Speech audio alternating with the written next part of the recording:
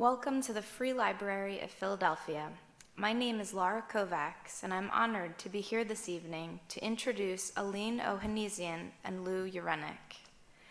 Last month marked the passage of a century since the start of the Armenian Genocide, a massacre that left more than 1 million people dead. Tonight's authors both responded to this tragedy with extensive research, poring over diaries and eyewitness accounts, and provide us with powerful stories and, like all great literature, the consequential opportunity for transformation and growth.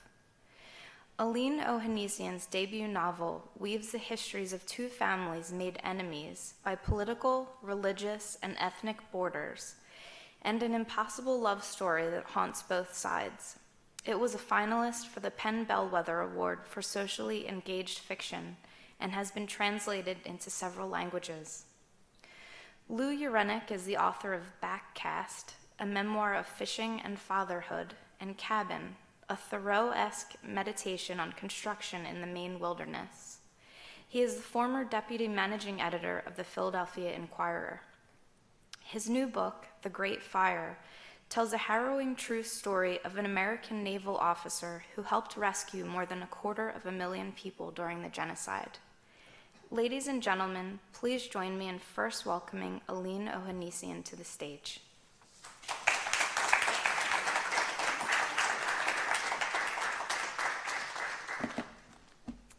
Hi, everybody. Thank you so much for being here. I'm on my tiptoes because I can't see you all. I want to thank the library for inviting us. As Laura mentioned, Orhans Inheritance was my first novel. I began writing it about 8 years ago when I was actually in a PhD program trying to figure out what it means to be an American. I was studying 20th century US history when I got distracted, to put it mildly. And what was first meant to be something I did on the side in my very limited recreational time, little by little began permeating my entire life. I also had infants, 2 small children, so I had this PhD thesis going. I had 2 kids who refused to sleep. And in one of my sort of sleep-deprived states, I heard a voice, and it was a really old voice. It was a female voice, and she said something about the futility of words. She said something about there's what happens, and the words come much later. I think she said corrupting everything with meaning. And I'm not a very religious person, but the thing that I hold near and dear, the thing that I hold sacred, is the power of stories to empower us or bring us down. For me, words and stories are the basic units of human understanding. So I just couldn't understand why anybody wouldn't want to put words to their experience or share their experience. So I started obsessing over this voice, and before I knew it, I started building a character around those 2 sentences. And then I built an entire world around that character, and before I knew it, I left my PhD program and I fell down a rabbit hole. So 5 years, it took 5 years for me to sort of do the research for this novel. I did it in 2 languages. I read books like the one Lou just wrote. I read primary sources and secondary sources, read diaries and memoirs of missionaries, Danish missionaries, American diplomats, as well as survivor accounts, first-hand survivor accounts. And then I put it all away and let my imagination run wild. So on the surface, the novel is about Orhan Turkoglu. He's a Turkish businessman who goes back to his village for his grandfather's funeral, only to find out that his grandfather, whose name is Kemal, has left the family home that's been in the family for 100 years to a complete stranger. And this stranger's name is Seda. She lives in an old folks' home in Los Angeles, and she is that voice, that very first voice I heard. And so Orhan boards a plane to Los Angeles to unearth the story that this 87-year-old woman, Seda, is guarding very closely, a story she hasn't shared with anyone in her family, and a story she has no intention of sharing with him. And it's a story that, if she tells it, will forever change the way Orhan sees himself, his family, as well as his country. The novel goes back and forth between 1915 and 1990. 1990 is when Orhan and Seda are interacting. The 1915 story is set against the backdrop of the Armenian Genocide and centers around a love story between 19-year-old Kemal, who is, Orhan's grandfather at age 19. He's a 19-year-old Turkish Muslim boy, and a 15-year-old Armenian Christian girl named Lucine. And so these two stories go back and forth and inform one another, and by the end, there are some twists and some revelations where the reader sees how they all connect. After writing a few drafts of this novel, I decided that I needed to go to a village in Anatolia and somehow persuaded my husband to come with me. And if you've been to Turkey, there's some wonderful touristic areas of Turkey. That is not the area we went to. So I had to find a village where all this took place. So I decided to go to a village of my favorite Armenian poet. And this village used to be called Pirkinik. The name had changed. It wasn't located on any map, but we did find it. And they were still burning cow dung for fuel, and they were still getting their water from a nearby river, and they also had a well. They had about 90% illiteracy in the village, and the little girls were not allowed to go to school. So this is very different from the Istanbul that we all know and love, and the metropolitan lovely city. So I stayed in this village with my husband and tried to imagine my characters. And it wasn't hard, because being in that village was like being in a time warp. And it changed the book, because suddenly I understood Orhan much better. I understood Kemal much better. And it forever changed the way I understood myself and this history. So if you'll allow me, I'd like to read just the first 2 pages, or maybe I'll read a little more. I always get complaints at my readings that I don't read enough. But I figure if I don't get you by page 2, I haven't really done my job.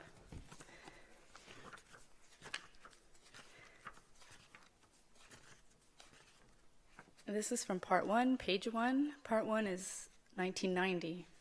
Orhan is going back to the village. They found him inside one of 17 cauldrons in the courtyard, steeping in an indigo dye 2 shades darker than the summer sky. His arms and chin were propped over the copper edge, but the rest of Kemal Turkoglu, age 93, had turned a pretty pale blue.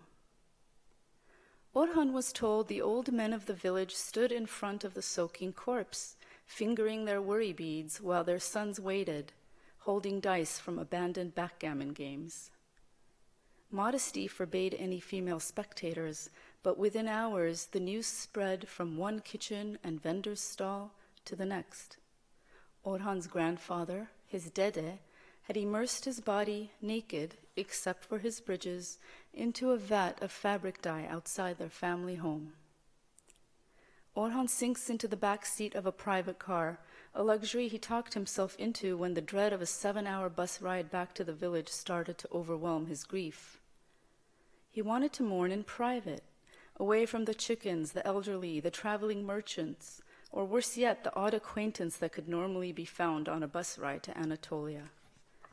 He told himself he could afford a little luxury now, but the car showed up an hour late, sporting a broken air conditioner and a driver reeking of cheap cologne and sweat.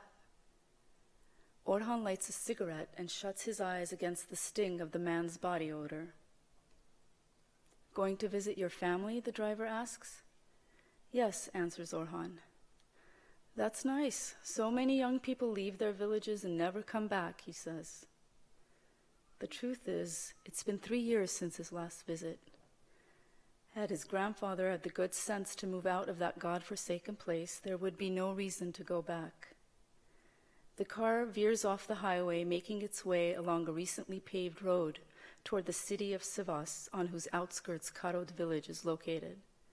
The driver slows down and opens a window, letting the terroir-laden scent of soil waft into the car's cavity. Unlike Istanbul, whose majesty is reflected in the Bosphorus, central Anatolia is the quintessential other Turkey, in which illusions of majesty or progress are much harder to come by. Here, shepherds follow the bleating of long-haired goats, and squat village women carry bundles of kindling on their backs. Time and progress are two long-lost relatives who send an occasional letter.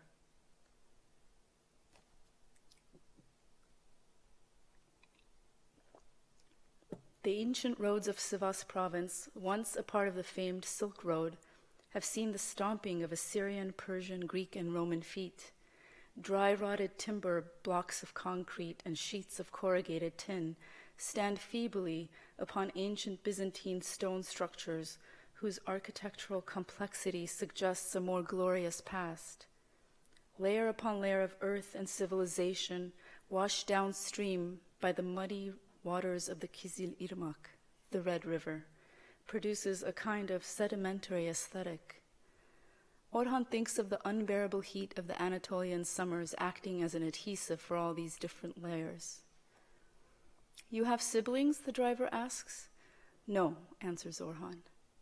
"Just your parents then?" he asks, glancing at Orhan through the rearview mirror. "Father, grandfather, and an aunt," he says, looking out at the barren landscape. How is it that even without a single structure weighing down on it, the land is heavy, the atmosphere so pressed it makes it hard to breathe? It was these very fields, burdened with a history he could not name, that first inspired him to pick up Dede's Laika. Somewhere around age 15, Orhan discovered that if he blurred the images in the lens enough, Karod would no longer threaten to crush him. Through the lens, the slopes and the valleys of his childhood started to resemble abstract paintings, broad strokes of yellow and green, hidden patches of lavender, set against an ever-changing sky of blue and orange. It was only later that he realized he was imposing meaning upon the world by the way he chose to capture it. Those first photographs were like butterflies suspended in glass panes. Well, so I lied. I read 4 pages. I didn't start timing myself, so I have no idea how long I've been up here. I think I'd like to read maybe the last page of the first chapter, when Orhan has just found out that his grandfather has left the family home to a complete stranger, and he's interacting with his aunt here, who is my absolute favorite character. When you write a book about a genocide, you need comic relief. I needed it, and I'm sure my reader needed it. And this character, Fatma, who's Orhan's aunt, is based on my really good friend's grandmother, who's 93. She's not very happy that I turned her into a prostitute, but all of these quotes are direct quotes. She speaks a lot in proverbs, and just cracks me up, so I decided to put it in the book. Orhan has just had a little blowout with his dad. "I've brought tea," she says. "Sit, let him fester." Orhan accepts, though he isn't thirsty, and settles into the chair. "I see you've found God," he says, lighting a cigarette and pointing to the discarded headscarf draped on a low table between them. "Nonsense," she replies. "Those idiots in Ankara just outlawed it, so naturally I decided to take a new fancy to it." A new law banning headscarves in universities had just passed. It was the Kemalist state's way of curbing fundamentalist Islam and embracing modernism. But the rule was meant for young university students, not village women in their 90s. Always the rebel, Orhan says. She reaches over and takes the letter in Orhan's hand. She rips it open. Here, read it to me, she says. Orhan hesitates for only a moment before his curiosity and the need to hear Deda's voice one last time overcome him. Deda's narrow, slanted script dominates the page. There are no drawings here, only words. He reads the whole thing aloud, and I'm not going to read it to you because it's going to reveal something that I don't want you to know yet. Well, that explains all the tree climbing, says Auntie Fatma. Orhan remains speechless. Part of him had hoped there would be a better explanation of the will. His heart aches for his father, and his mind is racing with questions. Give it here, says Fatma. I'll see to it that your father reads it eventually. Orhan hands her the letter and opens Deda's sketchbook, hoping there might be a clue to his reasoning. Almost every page is filled with sketches of the old mulberry tree that still stands in the center of their courtyard. The row of cauldrons looms sometimes in the background and sometimes in the foreground. How many times did Deda sketch these cauldrons before stripping his clothes and immersing himself for his very last breath? Tell me, Orhan says, who is this Deda? No, how are you, Auntie?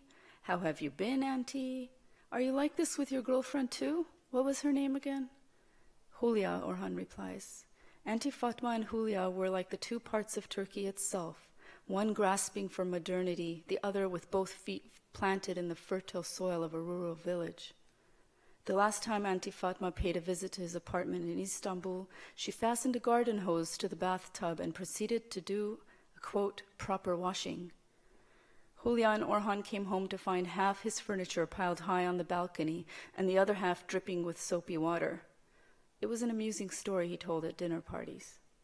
How is Hulya? Auntie Fatma asks. Don't know, we broke up, he says, thinking about the curse of the Turk-Oglu men always being left by their women.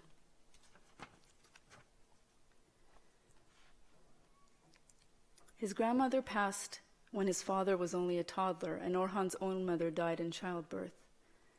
Auntie Fatma, never having been a Turk-Oglu wife or mother, is the only female constant in the family.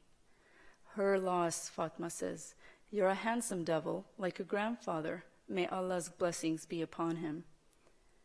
I'm supposed to say that now, you know, she says, laughing, every time I mention your Deda's name, as if Allah would take commands from me. Are you going to tell me what this is all about? He asks. Why should I? Besides, why do you suppose I know? Because you knew Deda best, and because you're old, he adds, winking at her. As old as this house, maybe older. Why, you son of a goat. For your information, the house is at least a decade or two older than I am. Don't let the date on that stone ark fool you. And I'm as strong as an ox, she says, crossing her arms. Besides, you're no schoolboy yourself. What are you now, 35? I'm only 29 and you know it, he says. Got any pictures to show me? No, I don't even own a camera anymore, he says. Since when do you want to see my photos anyway? You're just trying to change the subject. Clever little boy. Man, Orhan corrects her. Boy, man, what's the difference? And I've always liked your pictures. Look, I even kept this here for you. She unearths his portfolio. Orhan hasn't seen either object for years, like the stone ark above the main door of the house. His camera and portfolio are remnants from a forgotten life. Take them, she says. It's not good to keep a grudge, especially against one so dear. Orhan reaches for the camera. What am I supposed to do with all this, he says, trying to concentrate on the problem at hand. You'll do what you've always done. You'll follow your Deda's wishes. Just promise me you'll get the house back. Just like that, like I'm picking up some simit on the way home from work, he says. Yes, like that. You don't have to worry, says Orhan. I'm not going to let some stranger turn you out of your home. Benim Paşam, my prince, she says, patting his knee. You've got her information. Go and find her. Only be careful. What do you mean, careful? Yes, careful, she says. You know what the trees said when the axe came to the forest? No, what? Asks Orhan. The handle is one of us, she says, smiling her devious smile. Orhan knits his brows together in confusion. I don't get it. Am I the tree or the axe? He asks. Who knows? She says. Thank you.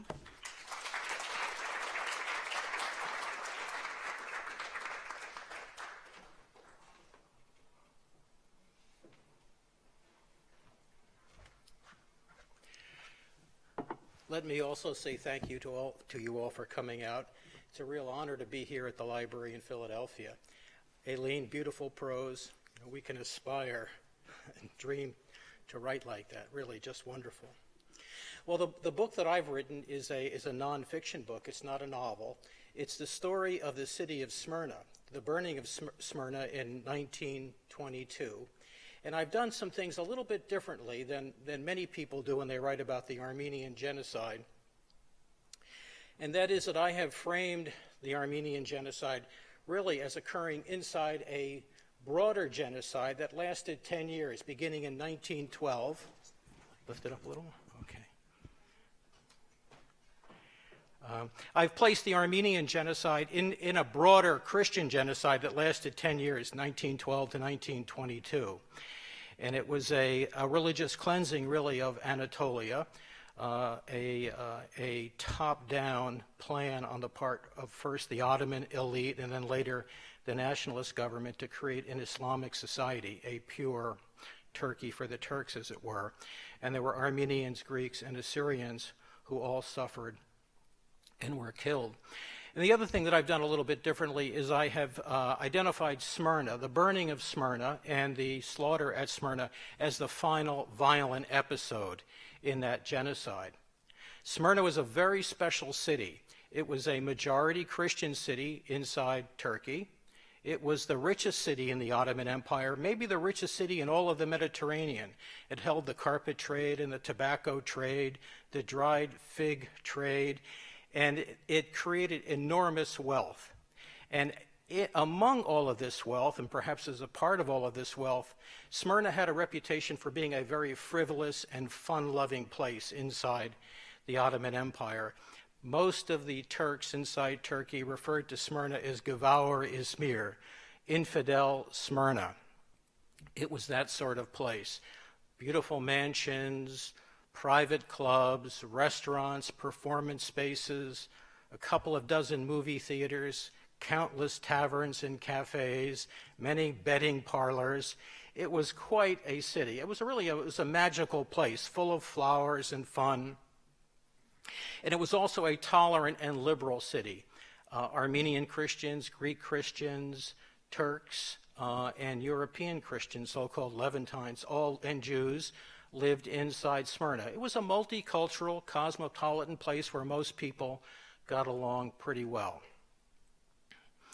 So my story, the story that I tell in The Great Fire, really commences, for all intents and purposes, on September 9, 1922, when the Turkish Nationalist Army enters the city. First, there's a detachment of cavalry, and the cavalry is followed by infantry. And the army is fairly well behaved for about 3 or 4 hours, but by nightfall, the army has lost its discipline, and there is no effort on the part of the command, the Turkish nationalist command in the city, to control the army, and looting begins, especially in the Armenian district. Smyrna was divided into districts by religion and ethnicity. And there was a relatively small, by the standards of Anatolia, Armenian population. There were about 40,000 people. It was a city of 500,000. But it was an important part of the city. It was important to the Armenians. It was the seat of Armenian literature and culture and publishing and so forth. So the army turned first on the Armenian Quarter and began looting. And the looting quickly turned to rape and violence and then just outright murder. And there was a slaughter in the Armenian section of the city. And over the next several days, the slaughter spread to the rest of Smyrna. Smyrna was, as I say, a majority Christian city. In fact, there were more Greeks at Smyrna than there were in Athens. Over the next 3 or 4 days, there was a kind of a generalized killing. No Christian was safe in the city of Smyrna. Making matters worse was this. Ahead of the Turkish army, as the Turkish army had moved toward Smyrna, coming in from the interior, the Greek and Armenian, the Christian residents, essentially poor farmers, but also villagers and shopkeepers and so forth, in the hinterlands had fled to Smyrna for safety, head of the army. They thought they would be safe at Smyrna. They thought that for a variety of reasons, but principally because all of the great Western powers, including the United States, had a very significant military presence, a naval presence at Smyrna. The British had 2 battleships. The French had 2 battleships. The Americans had 3 destroyers. The Italians, the French, all of the powers were there with major firepower. And there was a sense among the Christians of Anatolia that they would be safe at Smyrna. Well, it was a bad and fatal miscalculation. So in addition to the 500,000 people who were in the city when the slaughter occurred, there were 300,000 refugees. And these were people who were sleeping on the streets, in churchyards, cemeteries, railroad stations, wherever they could put down a blanket. You know, they had come into the city essentially with nothing, maybe a little bit of food wrapped in a bag. They were peasants, as I say. They may have brought their donkeys, their goats. In some cases, they even brought their water buffalo. This is their big possession, and maybe they'd eventually go home, who knows, and they wanted to have their stuff. So all of this was in the city when the army lost its discipline and this slaughter was underway. Horrible, horrible scene. Making matters worse, on Wednesday, September 13, the Turkish army set the city on fire. We don't know why they set it on fire, but we definitely know that they set the city on fire. There are many eyewitnesses to the Turkish army's arson of the city. Some people try to dispute this, but we have numerous accounts from missionaries, American military personnel, American businessmen, of Turkish army soldiers and officers lighting first the Armenian Quarter on fire. Very soon this fire, because of a very strong wind that came up out of the south, it grew and it spread over the city. And it drove the people out of their homes. It drove all of the refugees, everybody, toward the waterfront. Now, Smyrna is built on a harbor. And there's a quay, or a quay, some people call it, a kind of promenade that traces the edge of the waterfront. And it's a very beautiful promenade, has mansions, restaurants, grand hotels, clubs, and so forth. But it's relatively narrow. It's a cobbled pavement, or it was then, maybe 40 feet wide, but nearly 2 miles long. Well, the fire drove everyone down to the quay, and soon we had an entire city of people, hundreds of thousands of people, caught on this narrow pavement between the fire and the harbor. And it was an enormous fire. I mean, it was enormous even by history's standards. The fire was 2 miles long and 1 mile deep, and there was a very strong wind. There was lots of oil in the city. There were ammunition depots and so forth. It was exploding. The fire was so hot, as a matter of fact, that the ships in the harbor, which were anchored 200, 300, 400 yards off the quay, had to pull up their anchors and drop back because the canvas and the lines on the decks were igniting. So you can just imagine how hot it was for the people who were trapped there. The Turkish army kept everybody there. They had positioned machine guns on either end of the quay, so nobody could go anywhere. The only place they could go was to jump into the water, and many did. Many tried to swim out to the warships unsuccessfully. They weren't dressed for swimming. Many of them were women. In fact, most of them were women with their children, and they drowned as they tried to swim out. As I say, they had brought their animals. Their animals had packs on their backs. The packs on the backs of the animals burst into flame. The animals were stampeding inside this dense mass of people. It was hell on earth. It was just absolutely horrible. And then the Turkish cavalry from time to time would sort of wade in with the horses and their swords and pick up women, kill people, and so forth. We can't imagine a more horrible scene. Well, the fire burned for 3 days.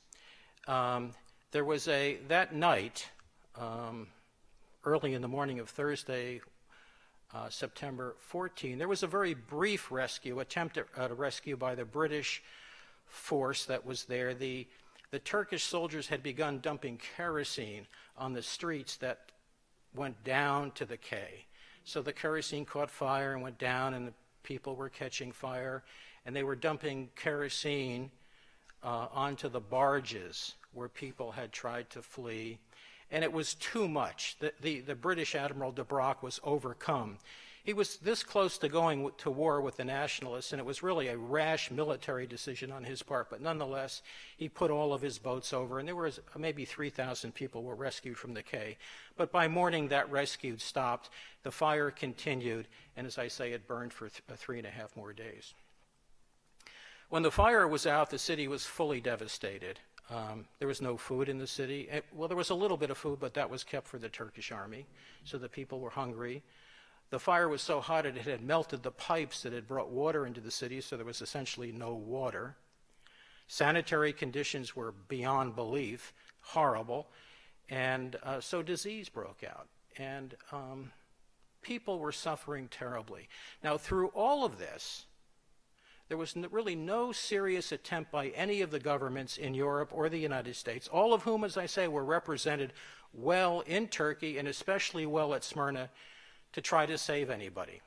Every country was making its own calculations about what was right strategically for its own purposes.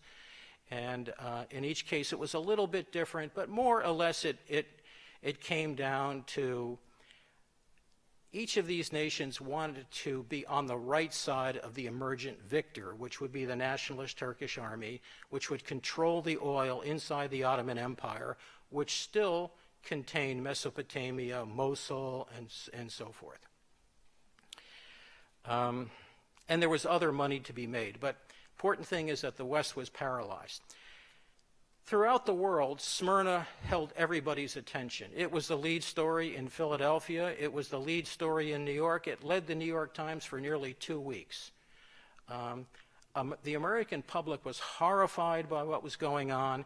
There was a great reservoir of good feeling in America for the Christians of Anatolia, and most especially the Armenians. For decades, Americans had been raising money and trying to save Armenian lives. So the country was focused on the suffering at Smyrna. Pressure was being applied to the Harding administration to do something. Harding was resisting. His State Department in particular was resisting. The head of the Near East desk at that time was a person who would go on to be famous for other things, Allen Dulles, later head of the CIA, toppling governments and so forth. He was quite firm about not getting involved in saving lives. And additionally, we had an ambassador, so-called a high commissioner in Constantinople, who was a bigot, really. He was a despicable individual. He was a Navy officer and a State Department official who didn't like 3 things in this world, basically in this order: Greeks, Armenians, and Jews. And he said famously, you put them in a bag, shake up the bag, and pour it out. You can't tell one from the other. Commercial races. He was very, dismissive. And so Bristol in particular, but with the State Department and Harding behind him, chose not to get involved. So nothing was happening. People were dying. It was just incredible. So the story, an important part of the story that I tell in the book, is about 2 Americans that we can be proud of at Smyrna, and one in particular. The Americans had formed an American Relief Committee when the refugees first came into the city, and on that committee was a little guy, funny-looking guy named Asa Jennings. He was an unsuccessful minister from upstate New York, couldn't quite hack it as a minister. He had been an itinerant minister in about 6 different places, ended up working for the YMCA. The YMCA sent him first to France and then to Czechoslovakia, and he showed up in Smyrna just before all of this trouble broke out. He was a member of the American Relief Committee. He was, as I say, he was little. He was about 5 feet tall, had big, round spectacles that magnified his eyes, giving him kind of an odd look. And when he was in his 20s, he had tuberculosis and Pott's disease, terrible health problems that had left him with a hunched back and a curved spine. So he was sort of always looking up at everybody like this, and it was a little hard to take him seriously just looking at him. But Asa Jennings, who, by the way, as a consequence of his health problems, had a fever every day of his life, tremendous pain in his back nearly every day. He was a very cheerful guy, and he was a little motor of a man, always trying to make himself useful. Been raised in a tradition of Christian service. And as a member of the Relief Committee, the first thing he did, even before the fire broke out, is he had occupied a number of mansions along the Smyrna waterfront. Gorgeous marble mansions that had been left by their owners when they knew that the Turkish army was coming into the city. He took them and he turned them into safe houses for women who had been raped. And rape was a weapon of war. It was among the Turkish army. It was the slaughter at Smyrna was a bit like the sacking of a medieval city. The army was turned loose to get what it could. It might be bolts of fabric, it might be furniture, it might be somebody's chickens, or it might be somebody's daughters. But that was the situation. So there was a tremendous amount of rape in Smyrna, and Jennings went around. He had a little Chevrolet, and he was going around the city picking up women and bringing them to his safe houses. He soon had 3 safe houses filled with women.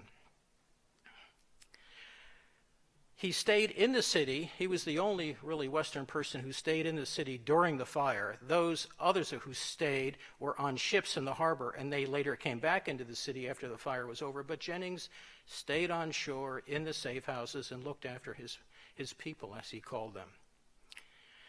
Well, after the fire, there seemed to be no answer for Smyrna. Nobody was doing anything. And then our hero, Asa Jennings, did something else. Again, quite amazing. This little handicapped man. Wednesday, September 20, turned out to be his 45th birthday. He went to the senior naval officer, an American senior naval officer at Smyrna, Halsey Powell, a name to remember, because it's another American we can be proud of. He went to Halsey Powell and said, you know, I see out there in the distance in the harbor a freighter. It's flying an Italian flag. Give me a boat and a sailor. I want to go out there and see if I can get some people on that freighter. Powell said, okay.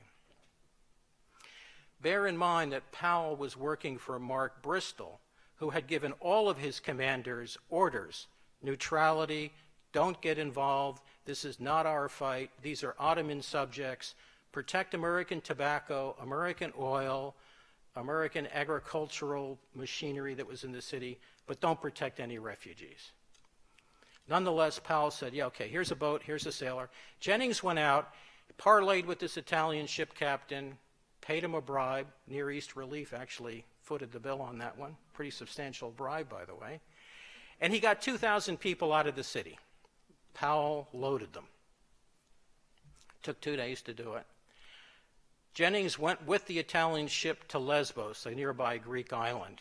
When he got there, middle of the night, he was astonished to see many, many empty Greek freighters. These are boats that had been used to transport Greek troops. And he thought to himself, you know, if I can get these boats, and if I can find a way to get them to Smyrna, and to allow the Turkish army to let Greek ships into Smyrna, and if we can get the people on those ships, maybe we can rescue some people. Well, I won't give away the book, but I will say that Jennings did what a good Methodist minister has to do when he needs to save lives. He told a few lies. He vastly overstated his portfolio. He overpromised American naval protection, and he extorted a foreign government. And it's quite amazing. He did this, by the way, with the assistance of a Greek battleship captain who they were sort of co-conspirators in this sort of novel arrangement to get ships. As he was doing all of this, he was communicating with Halsey Powell back at Smyrna. And Powell was a very capable, independent-minded naval officer. He was a hero in World War I, gave him standing. He had an instinct for rescue. He had rescued British sailors in the North Sea from a ship that had been sunk by German U-boats. Very dangerous rescue. The British acknowledged it in Parliament. It was quite a rescue. But he was that kind of guy. And so Powell worked the Turks in Turkey. He negotiated a way to get Greek ships in there. He negotiated a way to load people. And on September 24, thrilling sight. Now, just imagine, we have several 100,000 people destitute, dying of thirst and starvation on the quay at Smyrna, basically praying every day on their knees to be rescued. The world isn't responding.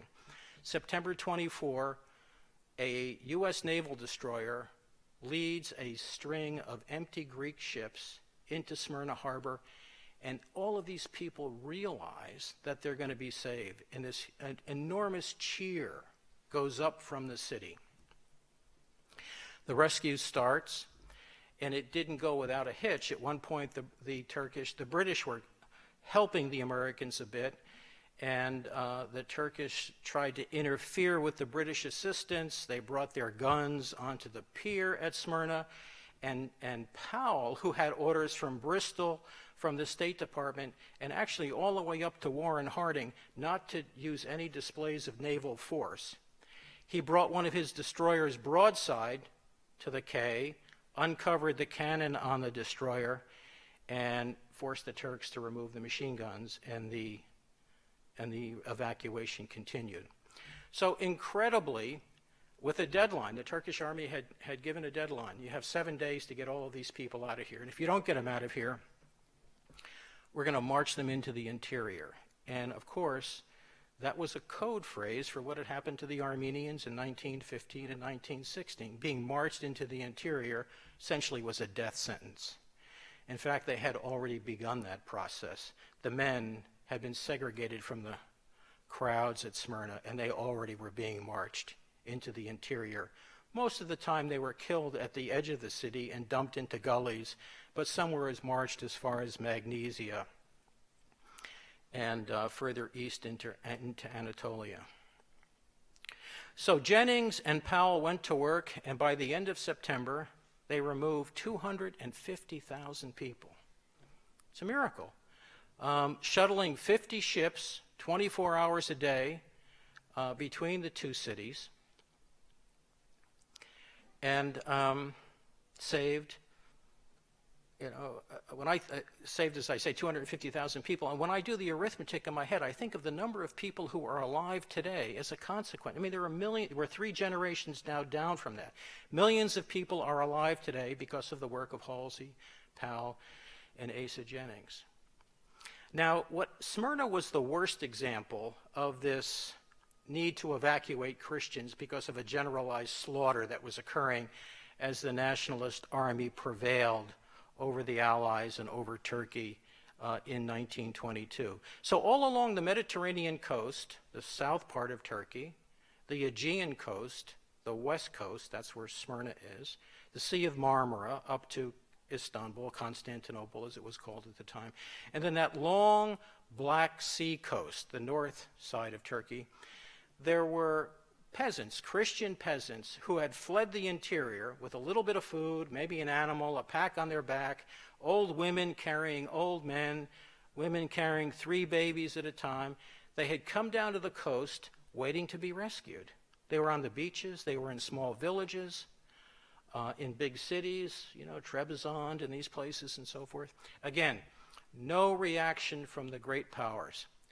The League of Nations couldn't seem to get traction. Jennings went back into action. Incredibly, here's a guy really without any government portfolio. The U.S. Navy provided him with a a destroyer at Athens so that he could have radio contact with merchant ships in that part of the world. And he was coordinating the movement of merchant ships and U.S. destroyers. The U.S. destroyers were providing escort. The only way the Greek ships could come in was with U.S. escort. And this evacuation of the rest of the coast lasted well into June of 1923. When the evacuation was over, the Patriarch, the leader of the Greek Orthodox faith in Constantinople, credited Jennings with saving 1 million lives. Quite amazing, isn't it? So, to me, this is like the greatest story that nobody knows about. We have an American hero here. We have two American heroes, really, who were put to the test. Their character was put to the test. They were in a very difficult situation. In one case, we have a naval officer putting his career at risk, and in the case of Jennings, really his health and his life at risk. And but they did the right thing, and they saved lots of lives. So many more people died at Smyrna and at Anatolia than were saved. It's a very sad thing to say. By the time the genocide, 1912 to 1922, was over, 3 million Christians had been killed. Half of them Armenians, the other half Greeks and Assyrians. It was an effort at purification, so-called. It was an effort that would later attract the attention of Hitler. Hitler was fascinated by what Mustafa Kemal had accomplished in Turkey. But even though so many people died and so few, in relative terms, were rescued, it seems to me a story that we ought to know about. It's a story that speaks to humanity. It speaks to doing the right thing, and it's a kind of model. It's the kind of person and persons that we should know about. And that's what's led me to write the book, to know more about these individuals. So I'm going to stop there, and I think that Aline and I are going to take questions now. Is that right? So come on up. Thank you.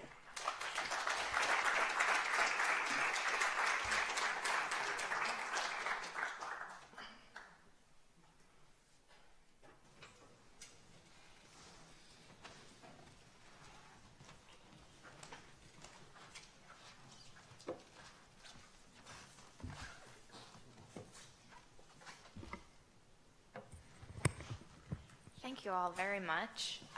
We're going to start the Q&A now. I think most people here know how this works. Please raise your hand, and we will get a microphone to you right away. Who would like to start us off? Right in the middle here. I wanted to ask Aline if she could tell us a little bit about her own family background, where she was from and where her ancestors came from in Armenia and so on. Sure. Both of my paternal grandparents were genocide survivors. They were from Antep, the village of Antep, where there was a small American college. They both spoke French, and they ended up in an orphanage in Beirut, Lebanon. And they met there. My paternal grandparents met there and got married and formed a family in Beirut, Lebanon, where my father is from. My maternal great-grandmother was from the village of Adana, which is in the southern part of Turkey, and she was the one who first told me the story of her personal story. I was only 8 when she told me the story. So it really stuck with me, and I did borrow bits and pieces of her survival part of her story, how she sort of escaped the death marches, and wove it into the experience of my main character, Seda. Next question. There's a man right on the aisle there. Mr. Ureneck, so what happened to Powell and Jennings after all this? Great question. Good question. Jennings went home in July of 1923, spent a little time with his family in upstate New York, and then he went back to Turkey, interestingly. I think of Jennings as sort of a non-denominational rescuer. When he was at Smyrna, the need was among the Greeks and the Armenians, and he did this amazing thing to save so many lives. But after that problem, in a sense, was solved, he went back to Turkey and tried to build a network of a network of sort of YMCA chapters. They were called something else, and he didn't use the word Christian. He wasn't allowed to use the word Christian. But these were centers for sports events. He was trying to teach good citizenship, tolerance, hygiene, many of the YMCA, mind, spirit, and body values in a different context inside Turkey. And it was financed by American businessmen who, I suspect, had other motives. But Jennings' motives seemed pure. And he did that into the early 1930s, and then the money dried up, and that initiative ended. He, as I say, was sick his whole life, and he died young. He died at age 53. He died in 1933. He dropped dead in Washington. He was on his way to the Turkish embassy. Powell went to China immediately after Smyrna, had a new assignment, and he had a brilliant naval career. And then in the late 1930s, before World War II, before the U.S. entered World War II, he was promoted to Rear Admiral by Franklin Roosevelt, who was very aware of his service. But unfortunately, he too died young. He was 54, I think, and he died before he could accept that commission. He had a ship named for him, a Navy ship. Next question, there's a man in burgundy right in the center. Lou, I presume you went to Turkey to do some of this research, is that right? Went to Turkey 5 times, and it was a great experience. I learned a lot on a lot of different levels. Spent a lot of time in Izmir, which is what the city is today is called, and I went as far as Afyon, Kirahisar, and even further into Turkey, but absolutely, yes. Given the Turkish view about the genocide, did you have any problems? Were there government problems? Were there official problems with doing your research? Yeah. Well, the government is fully uncooperative. It's impossible to get records and so forth. The people that I dealt with, they weren't, I wouldn't say average people. I was talking to people at universities and sort of leaders in the community at Izmir. So I would call them sort of the better educated part of the Turkish public.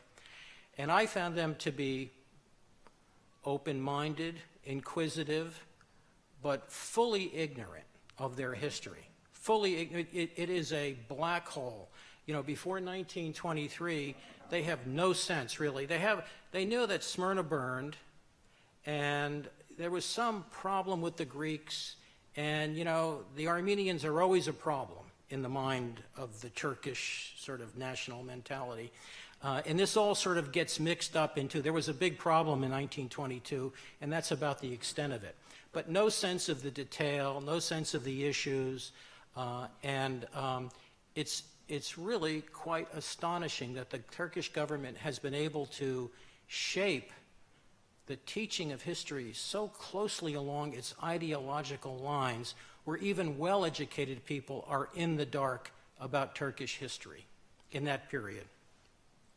Aline, I'm hoping you'll address that as well in terms of your research and travel into Turkey and what your experience was. My experience was very, very similar. Whenever I was interacting with educated, I had Turkish friends who were working at the universities there, who acted as my translator during my research trip to Turkey. One of them studied Ottoman history. So in her master's thesis, which I read, she had a demographic portion, and she said, well, in this particular province, there were 300,000 Armenians, in 1914, and then in 1915, at the end of the year, there were 300. And, she was unable to explain what happened because of the politics. So, my question to her, as we got to know each other, was like, what happened? Was it like the second coming? They just Right, yeah, right. they evaporated. Right. So, and she sort of looked at me and she said, you're in America, you can write whatever you want. And if I want to keep my job, I just point to the numbers and say nothing. Right. And so people at the highest educated levels, no. But, you know, the average person, like Lou mentioned, is completely ignorant. And at first I couldn't understand this, but I found out that their, you know, lower school or elementary school history books begin in 1923, so it's very convenient. Yeah, so. Next question.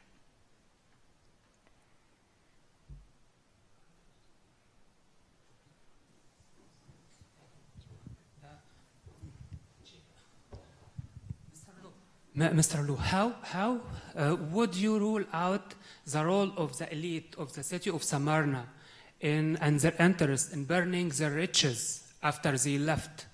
I'm sorry, can you say that again? Would you rule out the role of the elite? Please use the microphone. Of Smyrna, the rich people.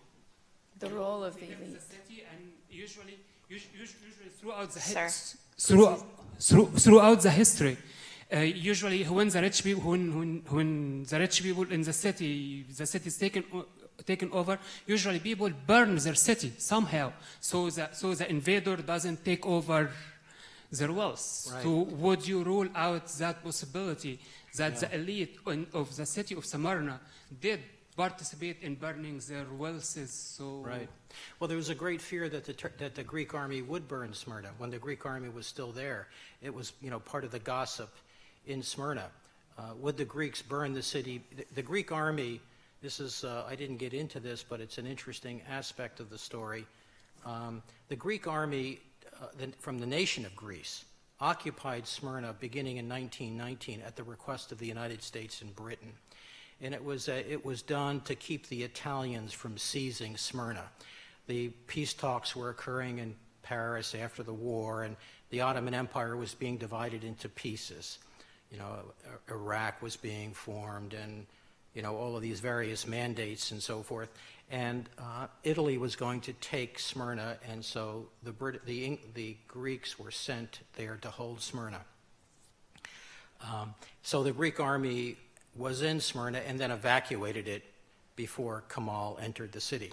So there was a lot of talk about the Greek army burning the city, but the Greek army was fully evacuated several days, almost a week before the city was burned.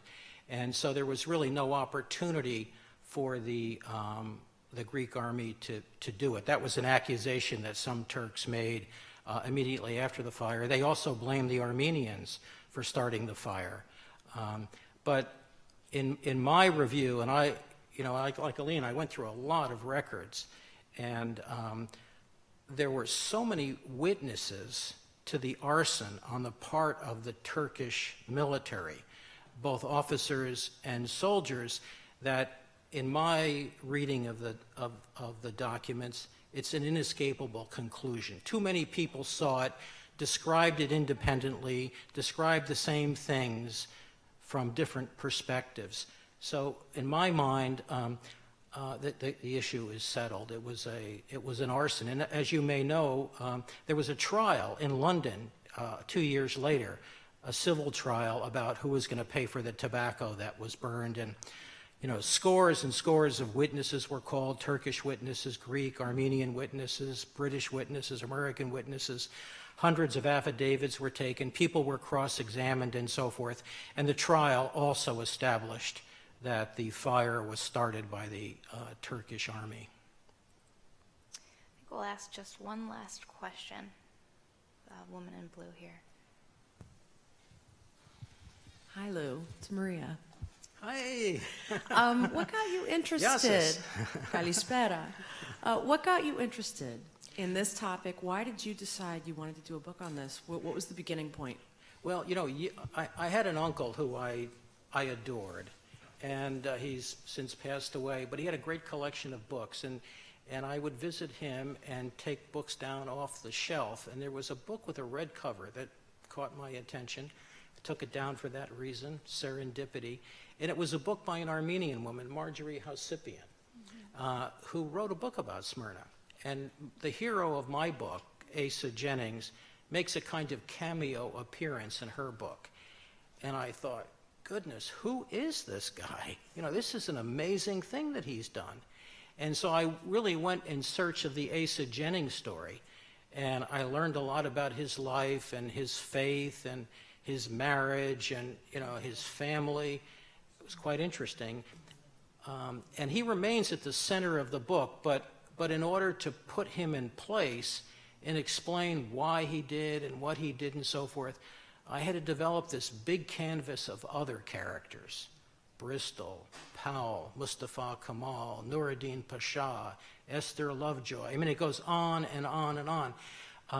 But it all began with Asa Jennings and kind of opened up into something else. Ladies and gentlemen, please join me in welcoming and thanking our authors. Thank you. We go out this way, isn't it?